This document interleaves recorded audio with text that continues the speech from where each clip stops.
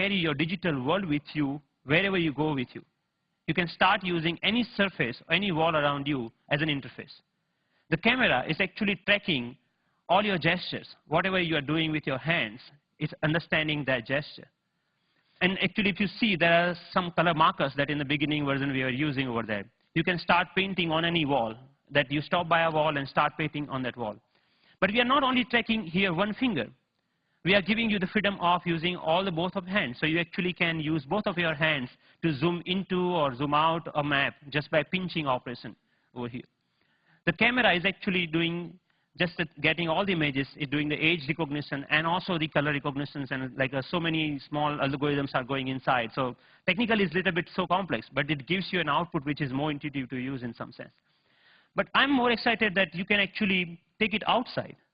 Rather than getting your camera out of your pocket, you can just do the gesture of taking a photo and it takes photo for you, right? Thank you. And later, I can find a wall, anywhere a wall, and start browsing these photos. Or maybe, okay, I want to modify this photo a little bit and send it as an email to a friend. So we are looking for an era where computing will actually merge with the physical world. And of course, if you don't have any surface, you can start using your palm for simple operation. I'm here, I'm dialing a phone number just using my hand. Yep. The camera is actually not only understanding your hand movements, but interestingly, is also able to understand what objects you are holding in your hand. What we are doing here is actually, for example, in this case, the book cover is matched with so many thousands of, or maybe millions of books online, and checking out which book it is. Once it has that information, it finds out more reviews about that, or maybe New York Times had a sound overview on that, so you can actually hear on a physical book as a review of a sound. Churchill gave a famous talk at Harvard University. This was Obama's last visit last week to MIT. And in particular, I want to thank two outstanding MIT So I was seeing the live of his talk outside in just a newspaper. Your newspaper will show you live of your weather information rather than having updated like you have to check your computer in order to do that, right?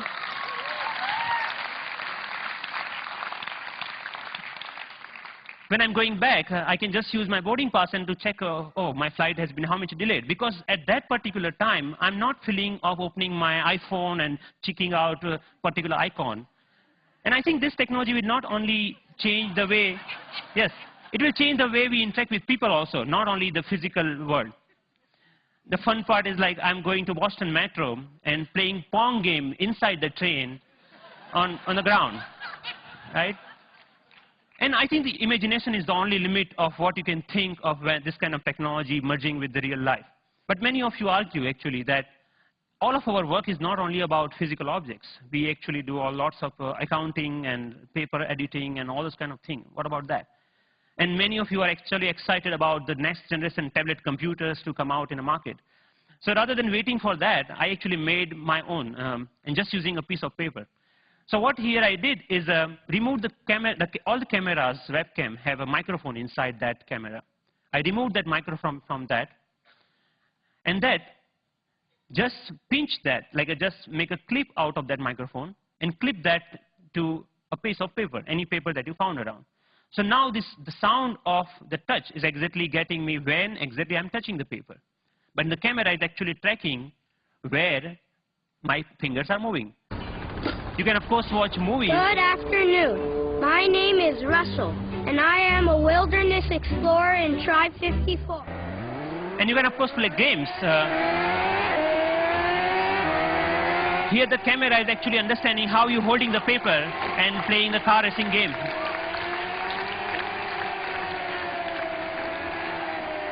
Many of you already must have thought, okay, you can browse. Yeah, of course you can browse to any website. So you can do all sort of computing on a piece of paper wherever you need it. So, but more interestingly, I'm interested that how we can take that in a more dynamic way. When I come back to my desk, I can just pinch that information back to my desktop so that I can use my full-size computer. And why only computers? We can just play with papers. Like paper world is interesting to play with. So here I'm taking a part of a document and putting over here the second part of from second place, and I'm actually modifying the information that I have over there.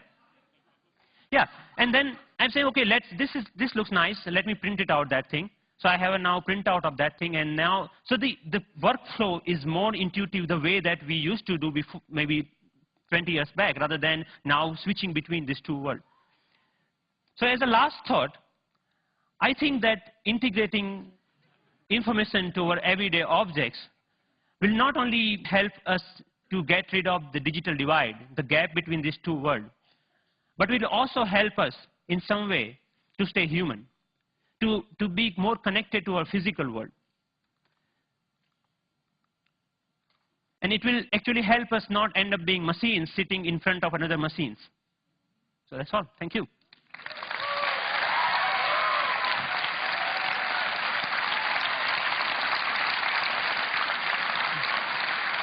Thank you.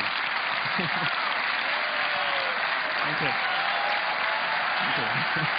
Thank you. Thank you. So Pranav, first of all, I mean, you're a genius. This is incredible. Really. Thanks a lot.